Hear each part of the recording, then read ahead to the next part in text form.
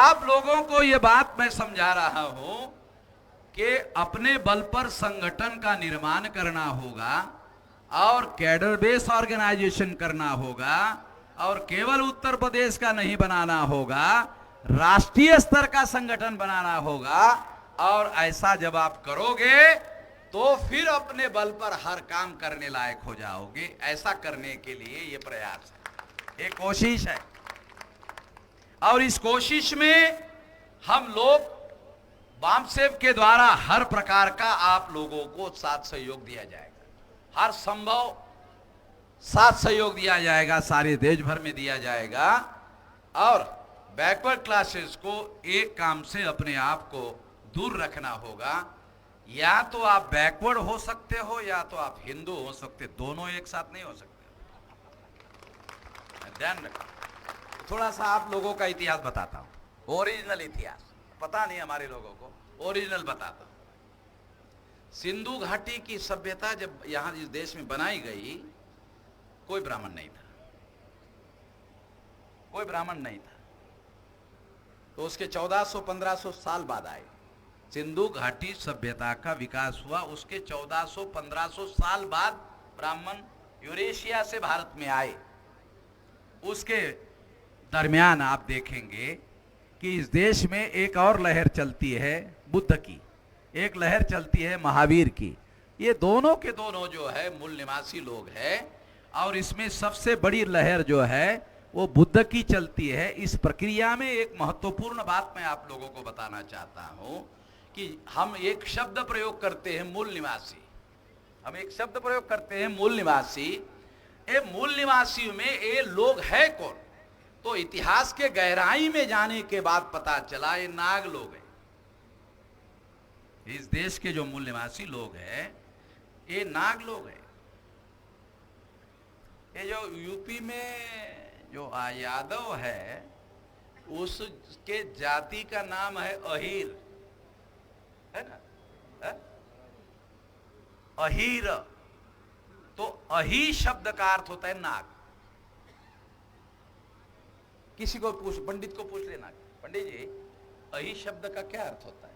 कहा कि नहीं बताता। दुश्मन का कैसे बताएगा? सबसे ज्यादा कट्टर दुश्मन जो था ये ब्राह्मण का, नाग लोगों था। तो नागों का और ब्राह्मणों का संघर्ष भारत में।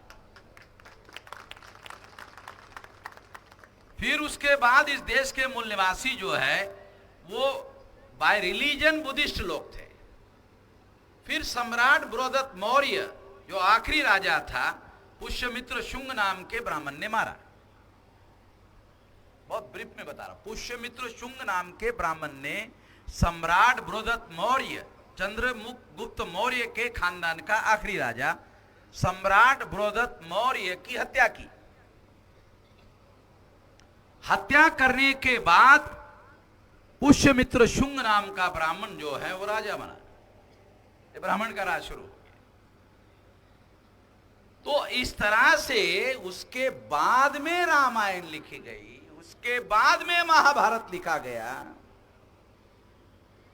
उसके बाद में पुराण लिखे गए। थोड़ा इतिहास बहुत ब्रीफ में बता रहा हूं। और ब्राह्मणों को मेरी चुनौती है, जो मैं कह रहा हूं उसे गलत साबित कर दे। उसके बाद रामायण लिखी गई, उसके बाद महाभारत लिखा गया। ब्राह्मण कहते हैं रामायण कब लिखा? कई तारीख लिखा हुआ नहीं है लिखा? तो क्या कहते, कब लिखा? क्या कहते? बहुत प्राचीन प्राचीन प्राचीन प्राचीन। पूछो कितना प्राचीन है? बहुत प्राचीन। अरे मगर कितना? बुद्ध के पहले का। फिर चुप हो जाता। तो रामायण महाभारत बुद्ध के पहले नहीं है। ये महाभारत रामायण में ही सबूत है। दशरथ जातक जो है उसमें राम है। बुद्ध अपने प्रवचन में दशरथ जातक का उल्लेख करते हैं। उसमें जो राम है वो बोधिसत्व राम है। जब पुष्यमित्र शुंग के द्वारा सम्राट बृहदत्त मौर्य की हत्या की गई, उसके बाद दशरथ जातक का राम चुराकर रामायण लिखा। ब्राह्मणों ने रामायण दशरथ जातक की चोरी करके लिखा। ऐलान ये कह रहा है, रिकॉर्ड हो रहा है क्या? हो रहा ना, रिकॉर्ड में बोल रहा हूं। नहीं तो कुछ लोग क्या बोलते, नहीं नहीं मैंने ऐसा बोला ही नहीं, मेरे बोलने का ये अर्थ नहीं, मेरे बोलने का यही अर्थ है और कोई दूसरा अर्थ नहीं। मैं अपनी बात जो बोल रहा हूं वो पीछे नहीं ले रहा हूं, यही बात है तो मैं कह रहा हूं। ब्राह्मणों ने पुष्यमित्र शुंग के द्वारा सम्राट बृहदत्त मौर्य की हत्या करने के बाद रामायण लिखा। दशरथ जातक के अंदर के राम की चोरी करके रामायण लिखा। जब हमने सोशल मीडिया में लिखा तो द्विवेदी नाम का ब्राह्मण आ गया सोशल मीडिया मेरे पास, कहने लगा कि मेसराम जी चलो दशरथ जातक से ही हमने चुराया, चलो ठीक है मान लिया आपकी बात, अब तो मानो राम को। द्विवेदी ब्राह्मण मुझे बोल रहा है चलो दशरथ जातक से ही हमने राम को चुराया, आपकी बात मान लेते हैं, तो अब तो राम को मानो। हमने जवाब दिया द्विवेदी ब्राह्मण को, जब ओरिजिनल हमारे पास है साले डुप्लीकेट को क्यों माने? तेरे डुप्लीकेट को क्यों माने जब ओरिजिनल हमारे पास है? समझ में आया? तो ये उसके बाद रामायण लिखा गया और महाभारत 31 जातक कथाओं की चोरी पर लिखा गया है। रामायण छोटा है ना, एक जातक कथा की चोरी किया। महाभारत बड़ा है, 31 जातक कथाओं की चोरी करके महाभारत लिखा। एक संख्या के आधार पर, सबूतों के आधार पर बोल रहा हूं, 31 जातक कथाओं की चोरी करके महाभारत लिखा। और ब्राह्मणों को चुनौती है, जो मैं कह रहा हूं उसे गलत साबित कर दे। वो चर्चा ही नहीं करता, बोलता इसकी चर्चा करेंगे तो फिर वामन मेश्राम की मानना पड़ेगा। वो चर्चा ही नहीं करता, चर्चा करेगा तो सही गलत मानना पड़ेगा, वो चर्चा ही नहीं करता है। तो मैं आपको हमारा इतिहास समझा रहा हूं। तो इस तरह से इन लोगों ने ये जो रामायण महाभारत है, ये हमारे पुरखों की हत्या के बाद लिखा हुआ सारा मामला है। ये प्राचीन नहीं है, ये हमारा इतिहास प्राचीन है। और वो दबाने के लिए, खत्म करने के लिए प्राचीन भारत में नाग वर्सेस ब्राह्मणों की लड़ाई थी, बाद में ब्राह्मणिज्म वर्सेस बुद्धिज्म की लड़ाई थी। ब्राह्मणिज्म और बुद्धिज्म की लड़ाई 7वीं शताब्दी तक चल रहा था। लड़ाई 7वीं से और 12-13वीं शताब्दी तक चल रहा था।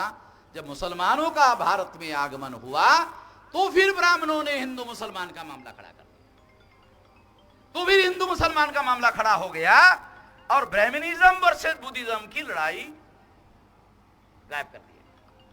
आज भी SC ST OBC के लोगों को ब्राह्मण हिंदू तो कहते हैं मगर अधिकार देने के लिए तैयार नहीं। जो SC ST OBC का आदमी बीजेपी में है, अगर उसने SC ST OBC या OBC की बात की तो बीजेपी के अंदर वाले ब्राह्मण क्या कहते हैं? अरे तुम बीजेपी में हो, तुमको हिंदू की बात करनी चाहिए, बैकवर्ड की बात नहीं करनी चाहिए। बीजेपी के अंदर जो भी बैकवर्ड जाएगा तो बीजेपी वाले ब्राह्मण उसको क्या कहते हैं? अरे तुम बैकवर्ड की बात बीजेपी में आकर कर रहे हो, हिंदू क्यों करो, हिंदू की करो, हिंदू की करो। अब जैसे ही बैकवर्ड हिंदू की बोलना शुरू हो जाता है, बैकवर्ड का मामला हवा में उड़ जाता है, खत्म ही हो जाता है। तो हिंदू की बात करने का मतलब है बैकवर्ड के अधिकार को पूरी तरह से नकार देने का मामला है। ये बात बैकवर्ड क्लास के लोगों को समझना होगा। ये समझाने के लिए बता रहा हूं, बैकवर्ड एक साथ दो नहीं हो सकता है, तो हिंदू हो सकता है तो बैकवर्ड हो सकता है। तो आपको फैसला करना होगा, या तो बैकवर्ड बनो या तो हिंदू बनो।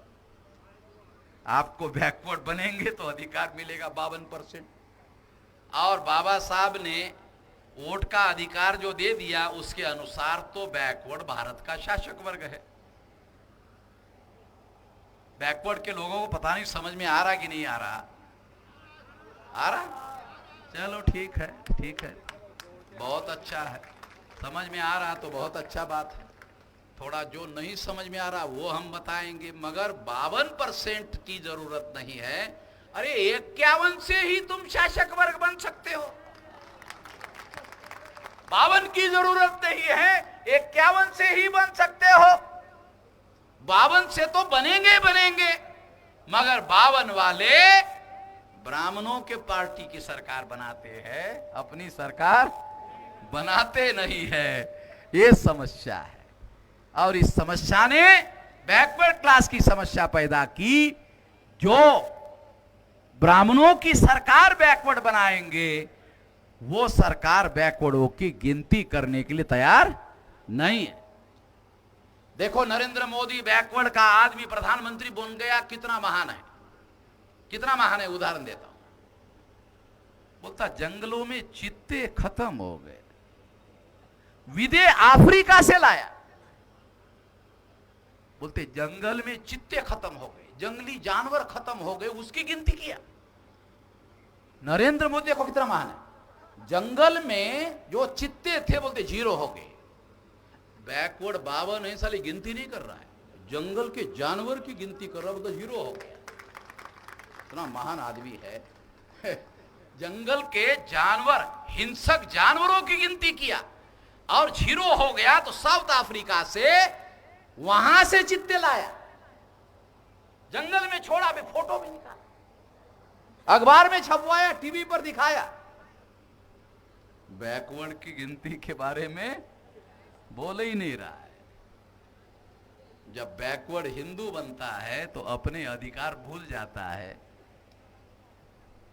और बैकवर्ड जब बैकवर्ड बनता है तो मंडल कमीशन लागू करवाता है। बैकवर्ड जब बैकवर्ड बना तो मंडल लागू हो गया। उसके बाद में बैकवर्ड के अभी 7% आईएएस आईपीएस अधिकारी हो गए, 2% थे। तो बैकवर्ड बनेगा तो अधिकार मिलेगा। बैकवर्ड के आधार पर हर 21 साल के व्यक्ति को वोट का अधिकार हो गया। ये बाबा साहब आंबेडकर ने 26 जनवरी 1950 को लागू कर दिया। इसके आधार पर बैकवर्ड क्लास भारत का शासक वर्ग है।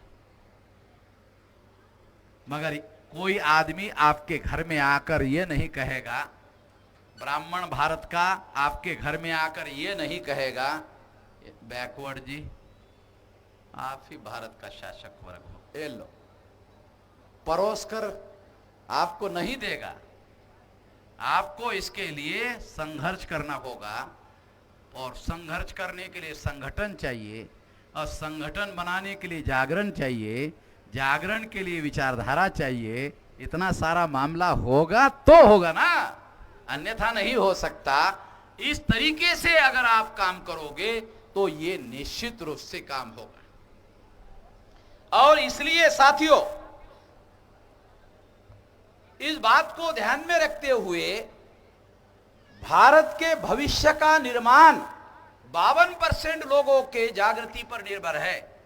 अगर भारत को दोबारा ब्राह्मणों का गुलाम बनाना है या भारत को आजाद करना है, ये 52% लोगों के, बैकवर्ड क्लासेस के लोगों के जागृति पर निर्भर है। इतना बड़ा मामला है। अगर 52% लोग जागृत नहीं हुए, भारत ब्राह्मणों का दोबारा गुलाम हो जाएगा, और जागृत हो गए, भारत आजाद हो जाएगा। और इस देश में हम सब लोगों को, तमाम लोगों को आजादी मिलेगी। ये आजादी की जंग है, ये केवल चपरासी की नौकरी या बाबू की नौकरी हासिल करने का मामला नहीं है। ये आजादी की जंग है। ये आजादी की जंग लड़ने के लिए ये बड़ा संगठन बनाया जा रहा है। ये बनाने के लिए आप आने वाले समय में ताकत लगाओ, शक्ति लगाओ, और बाकी बचा हुआ खुराक खाना खाने के बाद खिलाओ।